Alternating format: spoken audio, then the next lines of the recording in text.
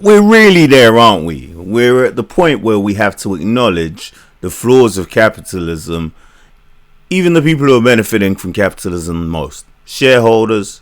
I mean, this is where privatization has come to a head. In the United Kingdom, we in the past decided to privatize our supply of water. Many countries have done this. We are not alone. But it has had consequences.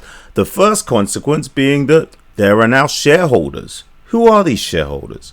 Well, they're people who want money. They want that money, money. So, this is a headline from the Daily Telegraph that I found very interesting.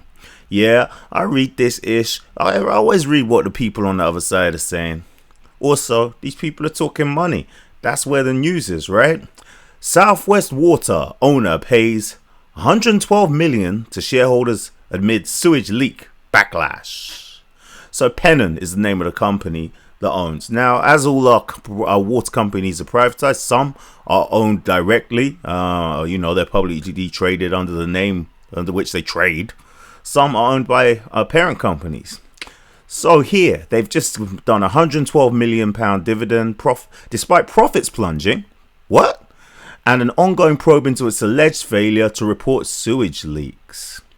They reported that dividends would increase by 10.9% because they have a fiduciary duty to their shareholders to maximize their interests. This is the problem.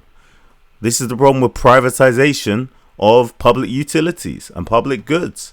Even the privatization of some things which we might not consider as public goods. But that's my personal take on things. So here, the Daily Telegraph then hit us with a graph. Showing, one of those graphs that shows us how bad our water leaks are compared to Europe. So we've got water leak measured as a percentage of unbilled water consumption.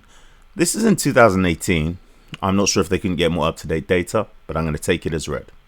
So Bulgaria, Bulgaria and Ireland and Romania and Italy, there are loads of water's going wasted, particularly in Bulgaria and Ireland. The UK, what's that, 20%? So, I guess we're not that bad. Alright, anyway, let's go back to this situation. Remember, unreported leaks of sewage. So they didn't disclose the fact. So Ofwat is our regulator for water. When we set up this idea of privatization, we set up these people. Ofwat. They regulate the water. So David Black, the chief exec of Ofwat, said on Wednesday, through a thorough investigation will now be carried out and we will provide updates in due course on our findings and whether there is any further action Ofwat needs to take. Pennon, the company that owns Southwest Water, said the figures were subject to rigorous assurance processes and were signed off by a technical auditor. So the chief exec, Susan Davey, said the company's annual loss followed an extraordinary year for Pennon in which extreme weather patterns have tested our operational resilience. She said, in a year in which the sector has rightly been challenged to clean up its act, we've delivered improvements in environmental performance, building on our sector-leading 100% water quality for our 860 miles of coastline and on track to reduce our use of storm overflows by 50% by 2025. I don't know what storm overflows are. If you know, put it in the comments. I'm also clear that one pollution is one too many, and numbers are falling as we implement sustained change. All right, so this is what an equity analyst, like an investment analyst says.